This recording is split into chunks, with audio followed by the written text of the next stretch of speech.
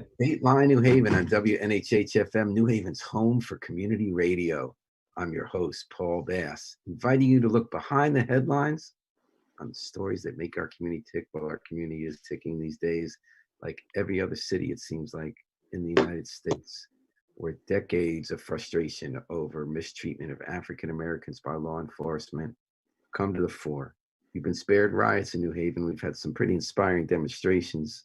We're holding the line, see what happens next. Two people have been at the front lines of those protests in New Haven, as well as involved in making laws on the other end. They got both perspectives here. Joining us today on Dateline New Haven, say good morning to State Senator Gary Winfield, who represents parts of New Haven and West Haven, right? West Haven, yeah. Good morning. And Gary got into politics after being involved or out of being involved with anti-police brutality activism. And he's joining us today. He's written some of those. And Justin Farmer did what Gary did a decade later. Justin was involved in a lot of social justice protests in New Haven and Hamden. He got elected to the Hamden Legislative Council. And now he would like to join Gary in the state legislature. He's running in a Democratic primary for the 17th state Senate seat. Good morning, gentlemen, and thanks for joining us. Good morning. I saw you both on the streets of New Haven on Sunday and on the highway of I-95 when police misconduct protesters took over the highway peacefully. But first, I want to talk to you about that protest. I first want to ask you how you both personally reacted when you either heard or saw what happened to George Floyd at the hand of the white Minneapolis police officer who stayed on his neck for over 8 minutes and killed him when he was unarmed and accused of using a forged $20 bill in a store. Let me start off with Justin. What was your reaction when you saw that? You know, for me, where I'm coming from, you have that rogue student who went on a shooting spree across the state and was taken into custody, and at the same time across the country for allegedly having a counterfeit bill of $20, something where it is possible that there was a counterfeit bill, but doesn't mean that someone was knowledgeable of it. And for that to end up in death, a police officer with his knee on someone's neck, but then the officer standing by to, be laughing and cavalierly, just having his hands in his pocket. It's indicative to the bigger issues, which for me, I'm just like, oh, this is all happening in the midst of COVID. And there's so many other things that we need to be working on and focusing on. And yet racism is something that still is taking up much more of my time and colleagues' time than it needs to be. So that's kind of where my head has been. What Gary Winfield, where were you when you heard the news and then when you started seeing the reaction, and how did it hit you personally? Yeah, I don't know exactly where I was. I almost never am logged out, so it's hard to remember where I was. I know when I first heard about it and knew there was a video, I went to look at it, but then didn't. And took a break before I looked at it. I've been doing this for a long time. I told somebody recently that I started at 18, so that's 28 years of being involved in these fights. And it's strange because when you do it that long, it hits you in a weird way, right? It doesn't hit you the same as it hit you when you were new to this and you hadn't seen certain things, but it also hits you deeper because you've seen things that other people haven't seen. And I know right now we spend our days, at least I spend my days, dealing with the fact that COVID-19 is hitting people in a disproportionate way. And so there are days where before George Floyd, there's just this sense of overwhelm. And so when that happened, it was like, right now, we have this to deal with. But the truth is we always have these situations to deal with. You know, I met you, I think, Paul, in 2002, 2003, right? When I was doing some work on the streets around the same issues. Yeah. Was doing work on these issues well before that. I don't have words. I don't know what you say, right? And the other day at the Capitol when they had a protest, you know, I tried to put it into words, and this is what I want people to understand, right? My mother, her mother, and her mother all hoped that their children will live in a place where they would be recognized as fully human. My wife is hoping that our children will be recognized the same. And all of them are wrong, and we haven't proved them wrong.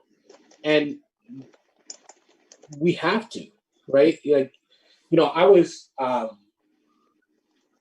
43, almost 40, a month before my 44th birthday when my children were born. And when I was younger, I wanted to have children, but I was kind of happy I didn't have them, to be honest with you, because I didn't want to bring them into this.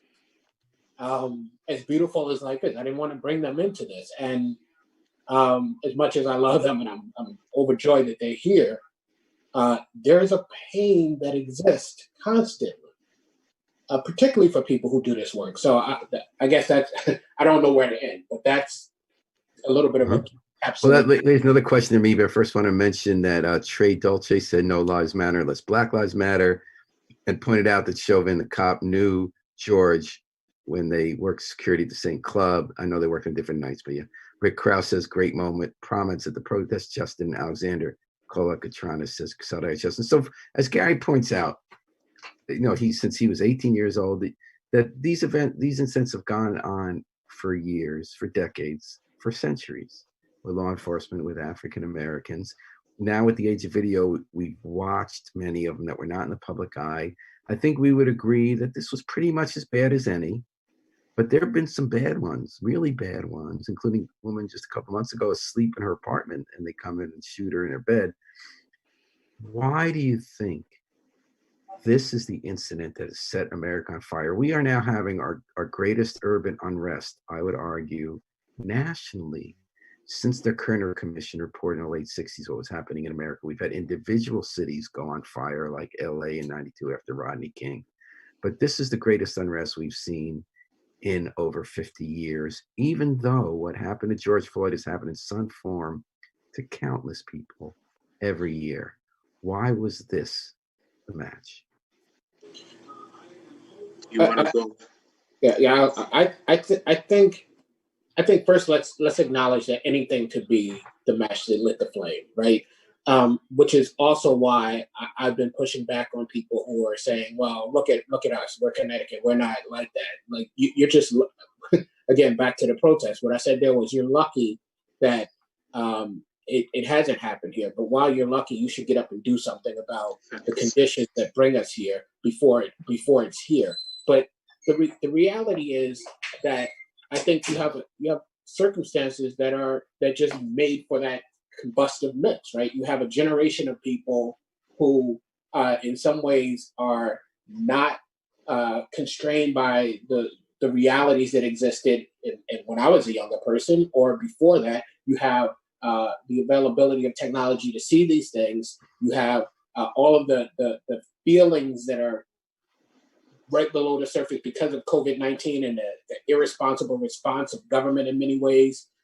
You have a lot of things that are in the mix. And then you add to that this, and you watch that police officer put his knee on the neck of this man like he was on a hunt and he had a deer underneath him. Because that's the pose at this track, right? Like, this is the game. I caught the game.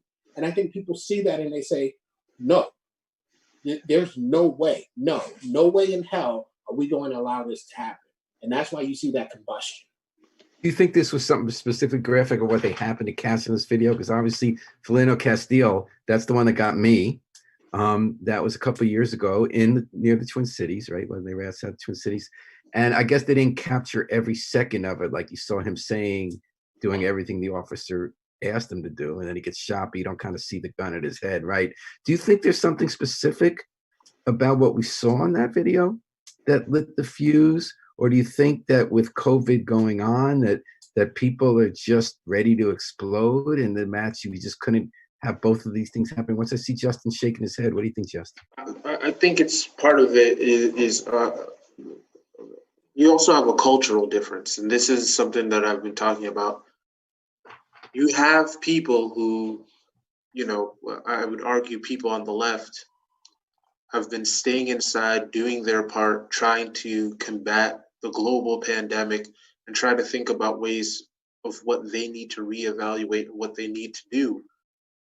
As we've seen the protests against staying in place and about how communities need to be liberated, many of us have been doing work and have been sitting in our homes trying to figure out how do we really change our communities. And then you have something like this happen, and you have so many people who for months now have been sitting in their uncomfortability.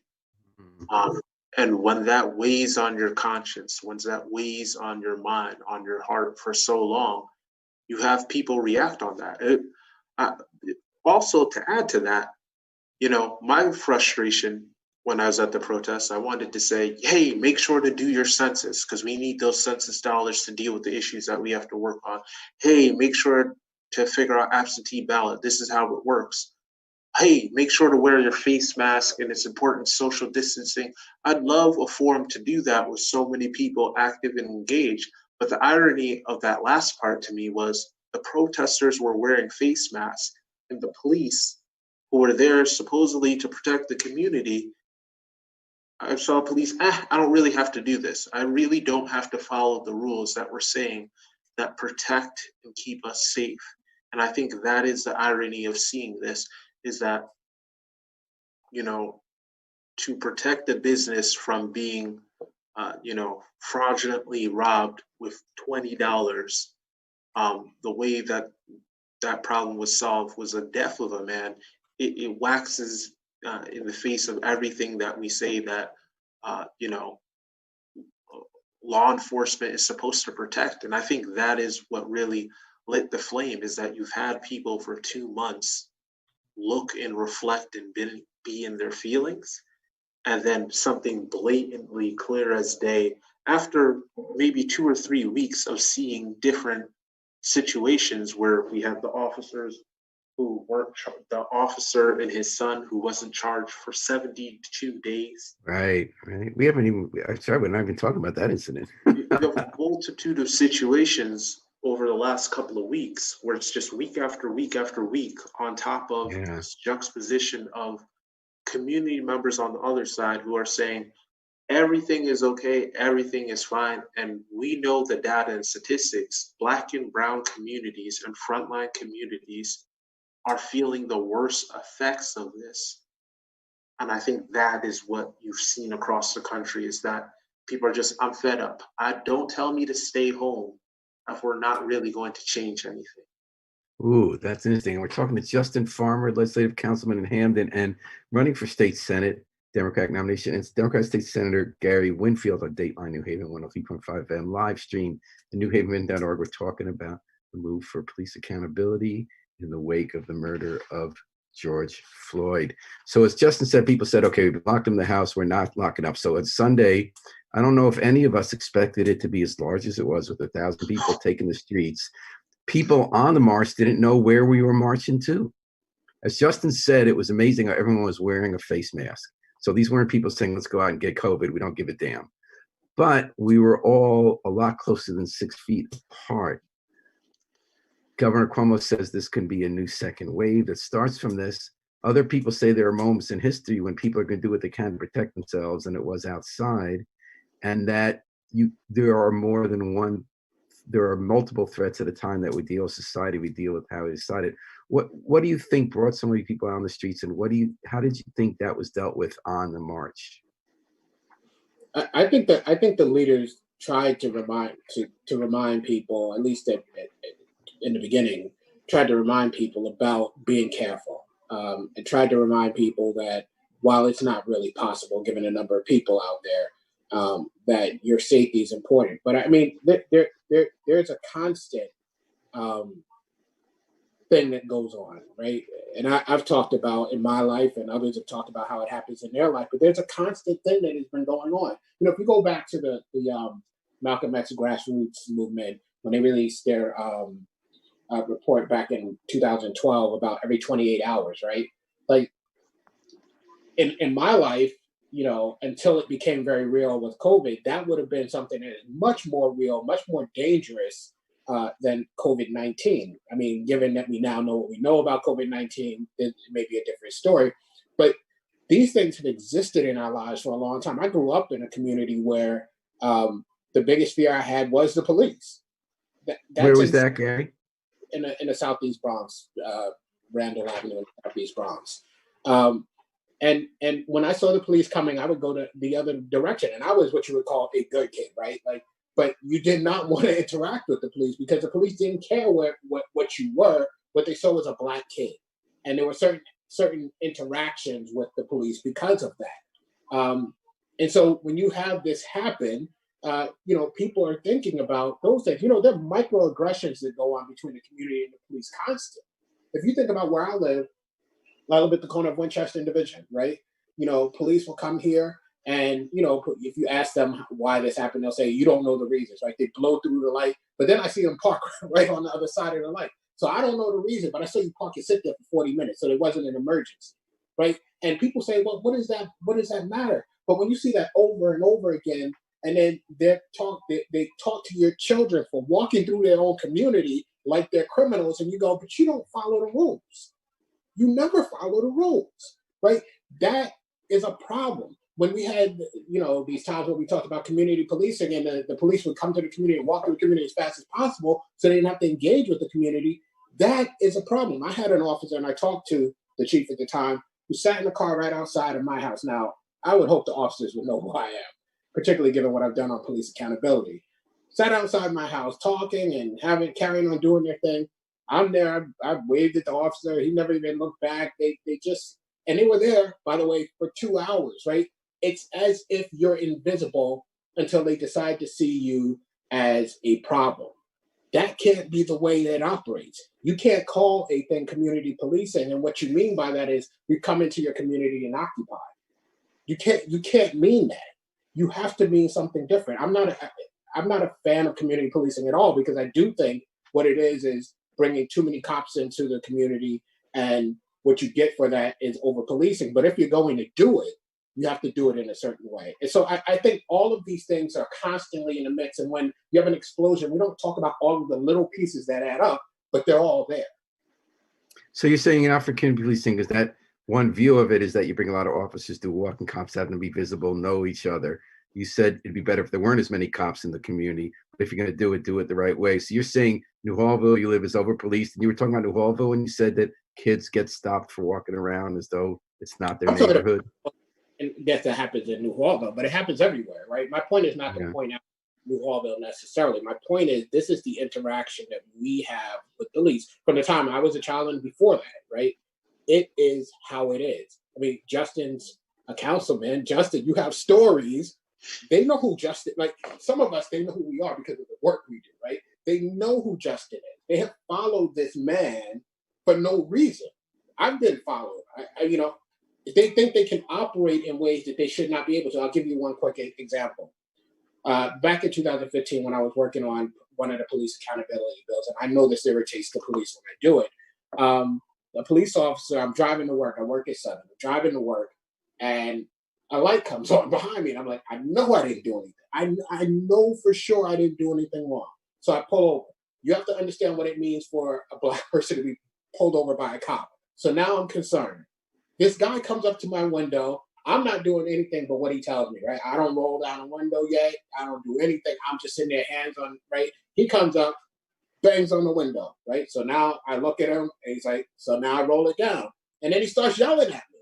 You think I'm white. And I'm confused, right? This guy turned on his lights, and it turned out it had nothing to do with anything I did. He wanted to have a conversation about the work that I was doing, right? That's not. Wait. You're driving to work. Cop puts on his lights, pulls you over. You put your hands on the wheel. He bangs on the window and yells. I take a white officer. Well, He has a black grandmother, apparently. I learned. So what happened? He pulls down the window and he yells. And what happened? He's yelling at me about, oh, you think all officers are racist, you know, this kind of stuff. And I'm sitting there and I'm in a weird space because I'm like, this can't be why I'm pulled over. This can't be what's happening right now. But it is. And that's not, that exact situation doesn't happen every year, but they think they have the power to do it. What street were you on when that happened? I think I was on West-Ivy at that point. So you're going to work in the morning, you have a bill before the legislature for police accountability. And what did that include? Did that include the filing reports? Was that because you've had a number of bills? Was this about keeping the race of the traffic stops? Was this about video? That was the one that created the body cameras and the separate investigation back in 2015. It was Bill 7. By separate investigation, you mean when a state's attorney comes in from another district? Right. That was Bill 7. So you were pulled over. You said, "Oh crap, I'm in trouble. I wasn't doing anything." So you put your hands on the wheel because you said they have to see your hands. He bangs on the window and yells, and you open it, and he's yelling at you about your bill. Like, what did he say? Well, he starts off yelling at me about what race is he, and I'm like, I don't. Who, right, and that's where it starts. And his point was that I think he thought, like I think some cops think that I think every cop is a racist, and that's why I'm doing this work, because I want to punish them for being a racist. I don't care about whether they're racist or not. What I care about is the fact that Black people have a tendency to die at extremely high rates as compared to white people when they interact with police, right? And I want people to understand that I believe that you need consequences for those actions. One of the problems is that you can kill people with impunity. You can. We don't like to say that, and people get offended when I say it, but instead of being offended, change that. And that's what those police accountability bills are about. So what did you tell the guy? Like, at what point did you realize I might not get arrested here, or did you still feel you might get arrested? I mean, what did you do? No, I think it became apparent to me once he started talking about, once he got to the bill, right, that he was angry at me for the work I was doing. And I just sat there and listened, right? I know that despite the fact that I walk around and you have the title of senator, you're still Black. And these things can go sideways. And I thought the smartest thing I could do was to just listen, right? And at the end, you know, he walked away and he felt good. He did. Yeah. He used his lights. He activated his lights. Did he get disciplined for this? No, he didn't get disciplined for it. I had an offline conversation about it. Had it been someone else, I would have dealt with it differently. Meaning, had it been a citizen, I would have dealt with it differently. I'm sorry, if you hadn't been a senator? Saying if I had found out that he did that, let's say Justin was a constituent, and Justin came and told me, then I would have interacted with the police differently. In other words, you felt like people can go further with you than they can go with your constituents? Or you didn't want to make you the issue? Did you not want to make yourself the issue? I don't want to make me the issue. I mean, I have agency that other people don't have. But if it had been another constituent, I would have dealt with it differently. Well, I'm sorry you went through that. Justin Farmer, Gary Winfield seemed to be saying you've had some similar stories where you're pretty sure that, I know you've told me about being followed for quite a long time when you walk places. You're a younger African-American man. You wear headphones because of Tourette's syndrome. People don't always notice that. I know that people sometimes associate headphones with music, which in some weird way becomes threatening in its own way. What was Gary referring to? What kind of stories? Well, you know, probably about 6 months ago, I posted on Facebook. I called the chief and said, hey, I was wearing a yellow vest, headphones, tie. It's not hard to pick me out of a crowd, even on Sunday.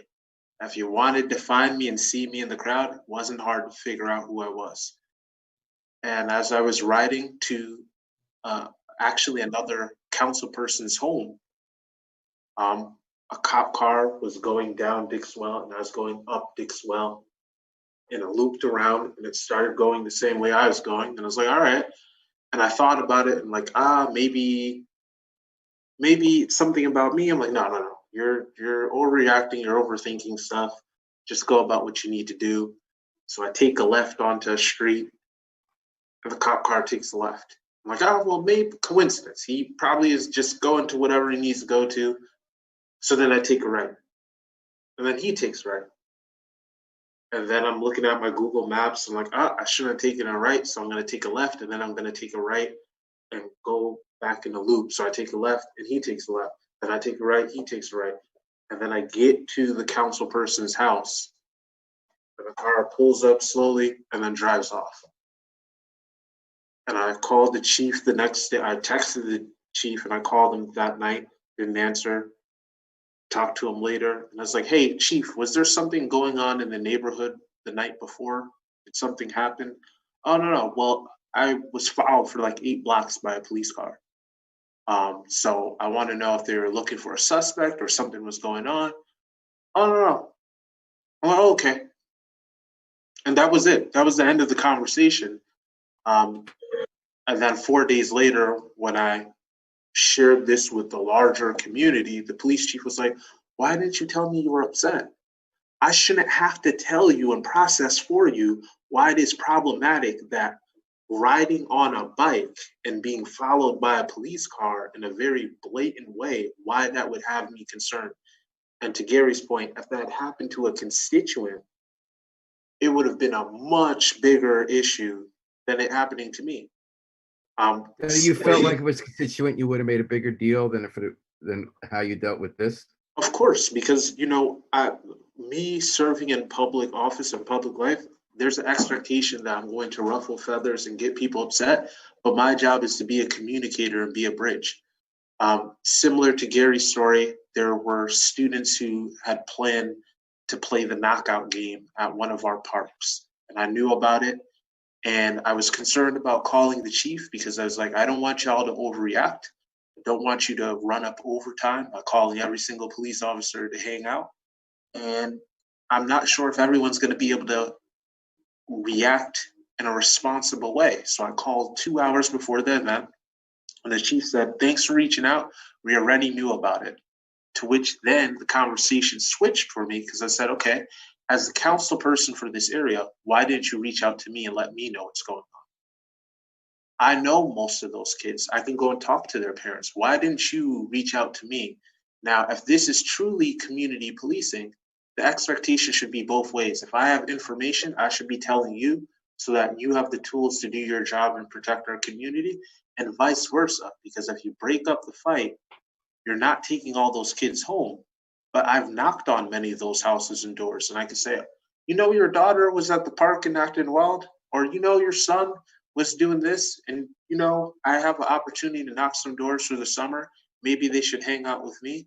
That is true community policing, and we don't have those conversations. But I had an officer come up to me, and you hate police, and da da da da da da da, and you said, and I said, all right, cool.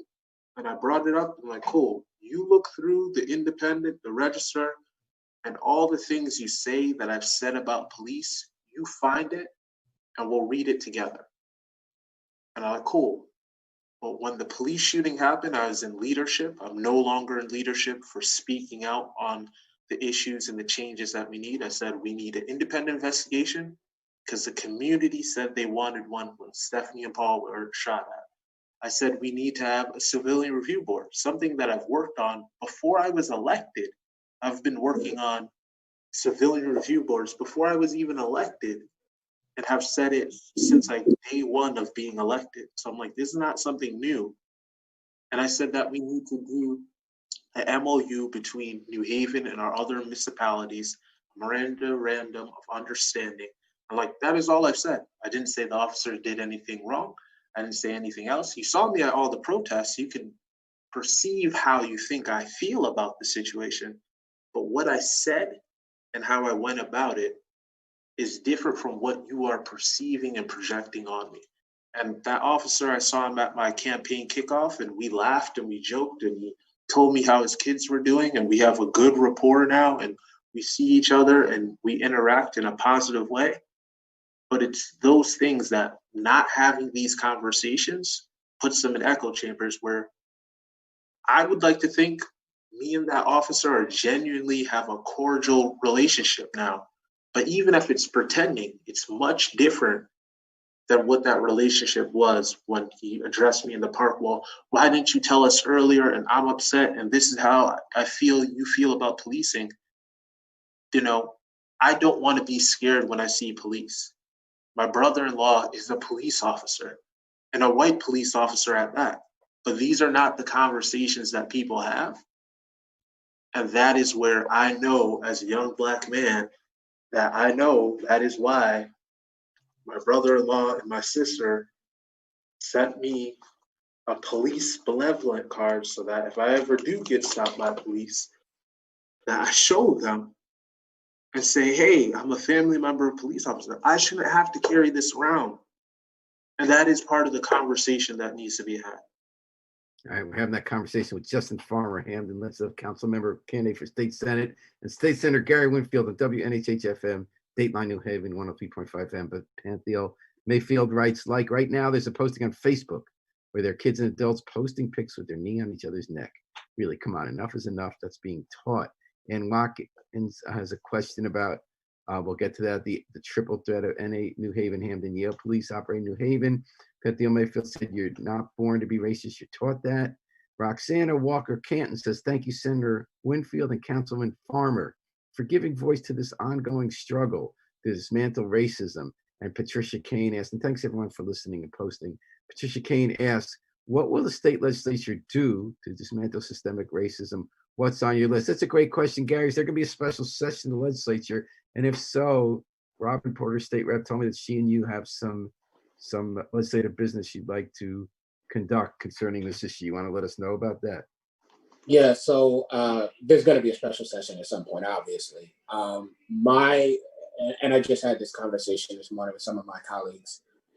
My thinking, and I talked to Robin about it yesterday and the day before, is that you cannot go into special session and come out without doing something police accountability. What I'm doing right now is going back through some of the work that we've done in the past that we couldn't get done, quite frankly, because some of the people who now are happy to tell us about how supportive they are weren't so supportive in those prior iterations of police accountability, and see if I can get us as a state to move forward. And I think we have to put people to the test. If the police departments want to come out and say if they believe in accountability, if legislators who have never really stood up for this and have actually blocked it want to come out and say it for police accountability, all of these people want to say this, then let's put them to the test. I put in a call to police unions yesterday to let them know that I was going to be coming forward with a piece of legislation that I obviously haven't written yet, right? I've been involved in what's going on outside. But yeah, I do plan. So what is the proposal, Gary? I don't know yet. There's a lot that we haven't done. I mean, you can go all the way to dealing with issues of qualified immunity, which is like the third rail after the third rail. You can go to last year when I did the police accountability bill. I had a different way of looking at how you judge the use of force, which the police really disliked, and I think some people know that's what generated those comments on their one of their national websites about putting me back in chains. Wait, who? But what was that? Who put a comment about putting you back in chains? There's a lot of hate when you do these kind of bills, and there was a comment, and usually I say it, but I don't know how I can use language on this. So I'll send. You can use all the language you want. What'd they say? Yeah, and I only say this because I think it's important for people to see what people are saying about people who are trying to do this work. And I think, Justin, you may remember this. Like they said that they should take that nigger, hang him up, and drag him in chains back to slavery for trying to do the work of finding some accountability for police. I'm really sorry that happened to you. Who posted that and where? It was a national police organization. I would have to go back and find it, but it was on Facebook. There was a lot of conversation about it when it was pointed out.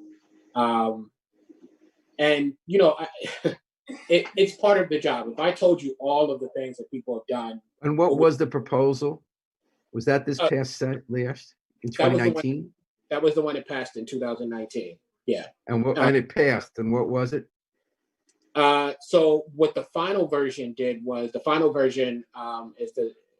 it's the reason why you get the body cam footage now released, right? Remember before that they had body cam footage and then you'd have to fight about getting it released. Well, now under law it's released. It prevents chasing cars under certain situations and shooting at them. It puts in the law some of the things that some departments had as agreements between districts, which you would have to do in order to enter the district. It did. I'm drawing a blank on something. I'm sorry, but so that all passed. That all passed, Gary Winfield. You said there was some stuff that didn't pass. I think it was HB Bills 6662 and 663 in 2017. Right. What specifically did not pass? You say you're going to put people to the test this year. What did not pass that perhaps will be brought up again? You don't have to think of the specific bill, but the idea. So both in those bills, particularly 6663 and even the bill that was ultimately passed last year, there were a couple of things. I think at one point we did look at qualified immunity. We did tell me about that. What does that mean? So it's the reason why police can get away with what they do, right? Why they under the law are immune from prosecution. And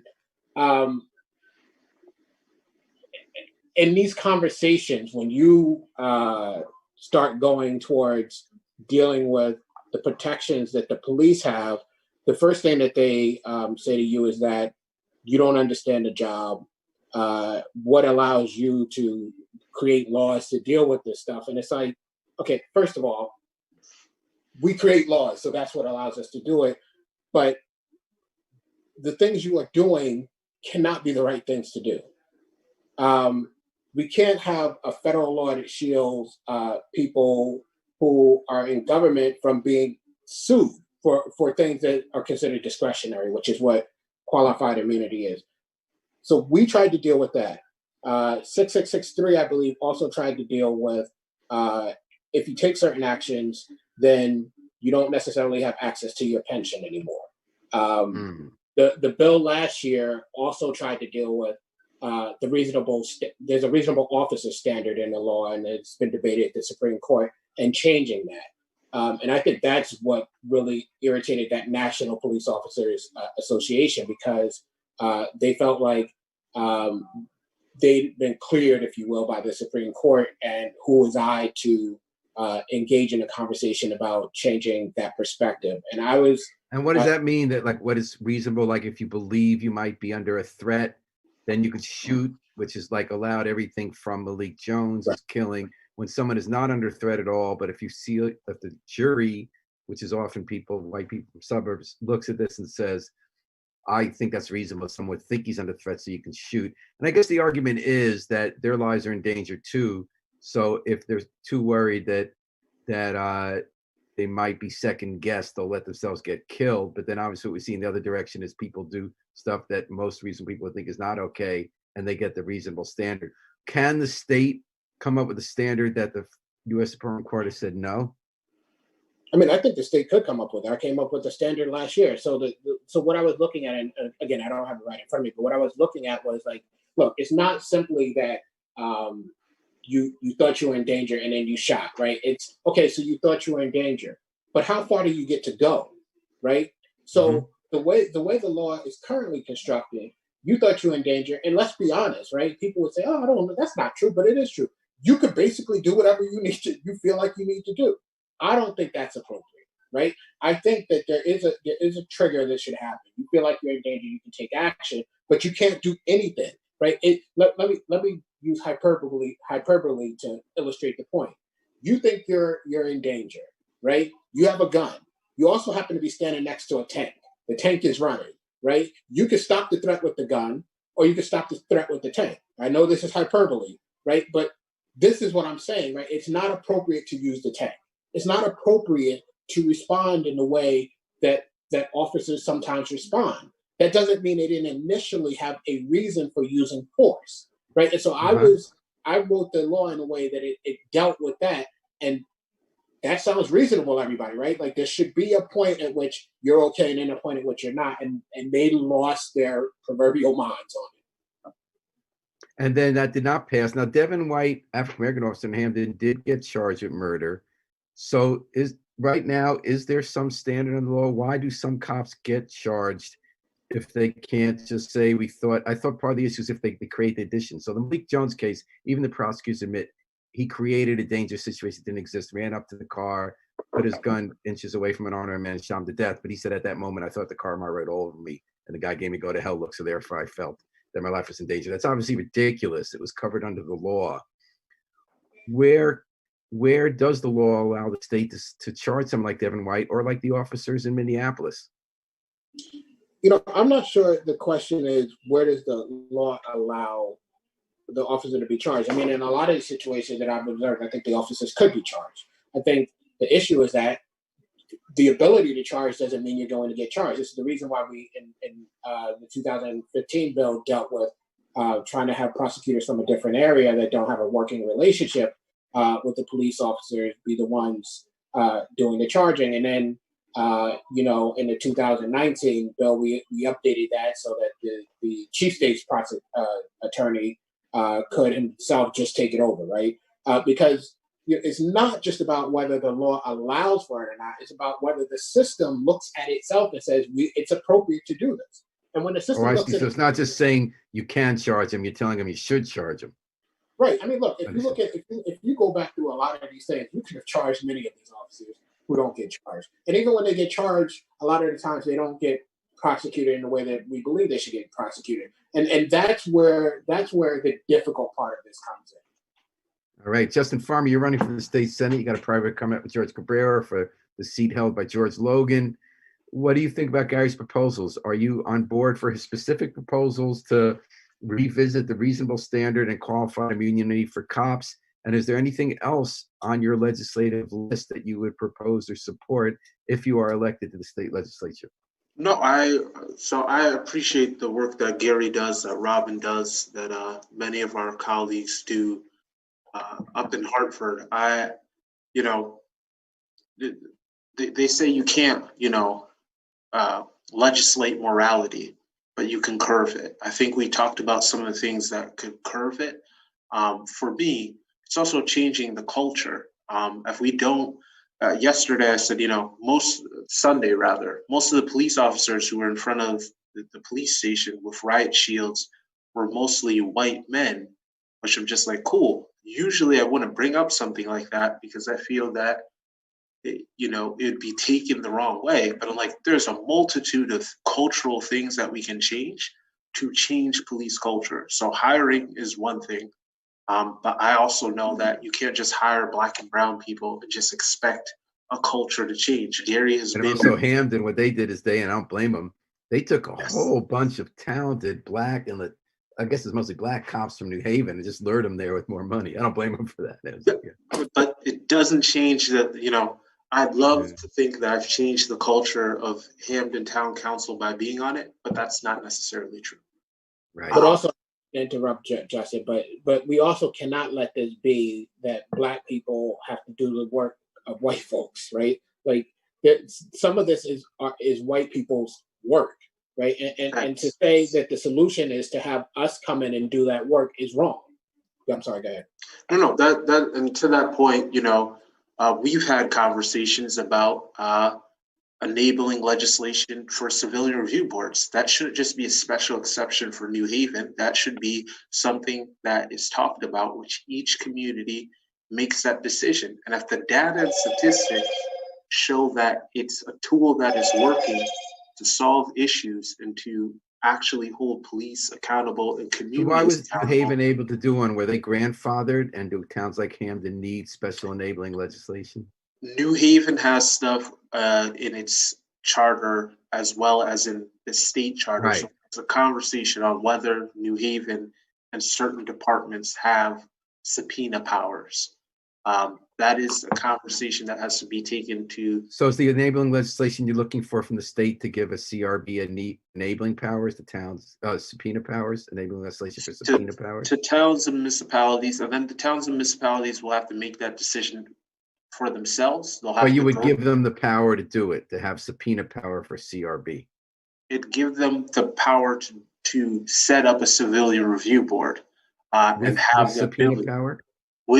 Potentially with subpoena powers. And that's something that every community has to figure it out. I would love for civilian review boards to be elected, and something where communities figure out, for themselves what works best for them and have criteria. I guess I'm just trying to get specific because I think they can set it up without subpoena powers. You're enabling legislation. It doesn't say they have to. It says, but you would like them to have the ability to. The ability to, and that. Okay.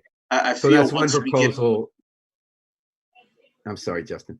No. I was saying once you get that ability, for instance, body cams and dash cams, they're not used by every department, but now pretty much every department uses it in the state of Connecticut.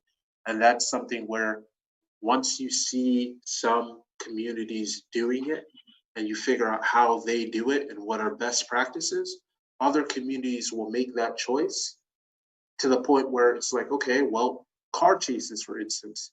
There are plenty of, for instance, despite Hamden having many car chases, we had a stricter car chase policy than the state initially, and then the state made their car chase policy stronger than ours, and then we waited to go and change that. And those are things that you have to, And if you're elected, would you support Gary's proposal to tighten up qualified immunity and reasonable standard?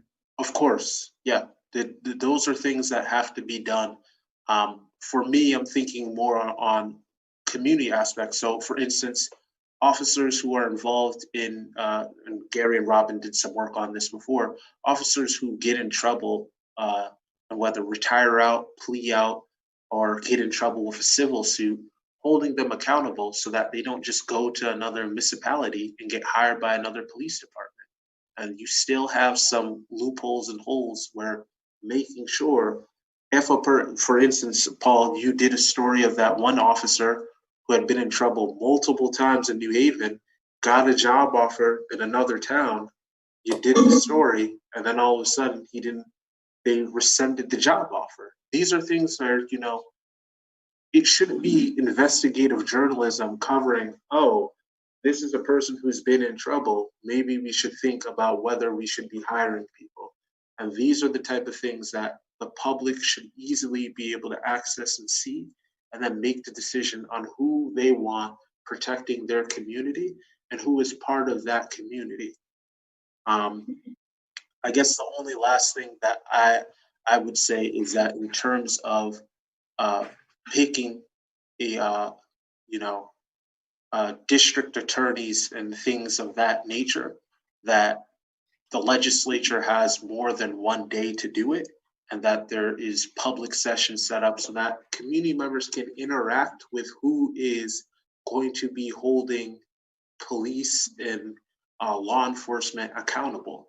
You had people come up one day for a marathon 5-6 hour session, and community members not really have a ton of time to give their testimony until You're talking about for hearings on new state's attorney, chief state's attorney? Correct. Not a longer process. Maybe like a committee hearing or a committee hearing, and also, the applicant should also hear community members' comments, questions, and concerns before they just give their perspective on why they are qualified for the job.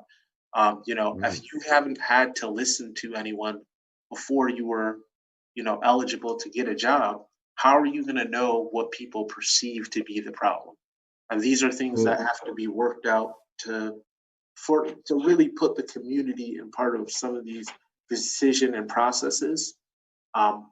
Granted, I'm not up there in the legislature, so I don't know how everything's going to shake out, but these are the type of conversations I'm going to push and ask for, where it's not, if we're truly about community policing, we have to trust the community to be able to take on more responsibilities, as well as hold bad police accountable.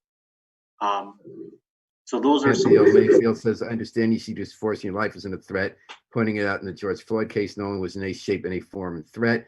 John Joseph wrote in, I know in many police departments around the country, they offer implicit bias training. But what happens if some folks are beyond the point of training to be effective? For example, in the Floyd case, as far as I know, the officers had received the training. I think we need to utilize the technology and simulate police interactions with people of all different backgrounds and measure their fear response on a similar metric. Both Floyd and Chauvin worked at the same nightclub. When they interviewed the owner in the newspaper, she said Chauvin was always more nervous and on the edge when around folks who weren't white. Now, I know this isn't some big, huge discovery, but then why do we allow officers who are afraid of the people they are supposed to protect on the street? So I guess it's a good way to go to our final question. We're running down at time. Is that in addition to the very important work you two do in legislatures, and the law is important, you both talked about the stuff beyond law, about changing a culture. What do you see in the upcoming and longer term? What work, in addition to your legislative work, needs to be done to really get to the root of this problem? Well, I mean, Gary? the root of this problem is race and racism and white supremacy. So, I mean, I think you've got to break that down. That's much tougher to deal with. I mean, there's several ways you come at that. And I guess you could talk about diversity training and anti-bias training and all of that stuff. We do that. We even in the 2015 law did some of the stuff that people like to talk about, like diversifying police forces. That's written into the law now. That particularly in communities with, I think it's 50% plus 1% of the community are what are characterized as minority, that there have to be a hiring plan for minority. There's a lot of this stuff in place. But at the end of the day, I still think it has a lot to do with whether or not there's a punishment. I do think that if you change what policing is, if you make it a more respected profession, you bring in different people, you have different levels of training, right? Somebody jokingly said it takes more training to be a barber than it does to be a police officer. Like, that's a joke, and yet it's not. But I guess before we end, I just want to do one thing that I think is important and hold up and applaud the leadership of the Black women who led that protest the other day. Thanks. That was amazing leadership. I've never seen in my lifetime people who didn't even know an event was coming, who suddenly were responsible for whether up to 1,000 people would get hurt. Someone could die. And what they did in those tense moments, the decision they made was just remarkable. I'm with you, Gary. And how they slowed the crowd to make sure that the older people could and all of that, the leadership of those Black women and the Black women before them, because I want to make sure that we say that, because you think about Barbara, who was out there leading a lot of the time and still is. When I was out there, if you go back to Ella Baker, Black women have been the leaders of these movements, and they don't often get the recognition that they should. So Black Lives Matters. That's how it started. The women started, the men got the credit after Ferguson. Good point, Gary. And I just wanted to hold that up. And we did have the 3 women involved yesterday, including State Rep Barb Potter and Alex. So thank you, Alex Murray. And just final word from you, Justin, about the long-term work to be done. I think the long-term work that needs to be done, and something that I've been very vocal about, is that other leaders need to step up and speak up. It can't be Robin and Gary. It can't be a handful of legislators. And as a city councilor, when we've been talking about policing, I've been more involved than many of the legislators at the state level in a very public, open way. And that shouldn't be. If we're going to teach our kids to do better, we have to at least be able to speak on what are issues and how we plan to solve them. So that's just something that on our side, the police have to take responsibility. Police unions speaking with leaders. I'm like, if you feel I don't know what I'm talking about, reach out to me, sit down with me. I have no problem discussing. But that also has an expectation that activists and community members who you disagree with, the police also have to have the expectation that they need to work with them and sit down with them. I often tell people I'm not a pass-through.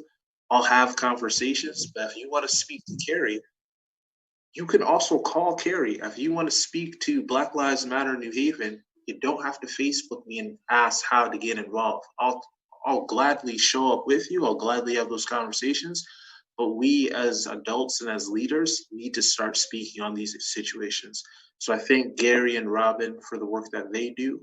And I'm hoping that I hear something from the governor soon speaking on this situation and what is next to be done. Because again, myself and my colleague got pepper sprayed on Sunday, and I haven't really heard a conversation on what next steps are. But I'm surely going to give my opinion to my fellow leaders about where we should be heading. Hey, Gary, you got pepper spray too on Sunday? He's wiser than me. Okay. All right. Well, listen, Council Member and State Senate candidate Justin Farmer, and State Senator Gary Winfield at the front lines of the movement, as Gary pointed out, led these days by some very talented women in New Haven for police accountability in New Haven. Thanks for joining us, both of you, in your busy schedules, and keep up the good work here on Dateline New Haven. And thank you very much to the people with questions. I'm sorry, Damaris, Patricia, we didn't get to all your questions. And thanks to the miracle man behind the controls, WNHA station manager Harry Droz. He is #1 in the business with a star. I'm going to take it out with the Afro-Semitic Experience, performing I Wish I Knew How It Would Feel to Be Free from the group CD, A Plea for Peace. This is Paul Bass inviting you to fly free with us all day, all night on WNHH-FM Dateline New Haven.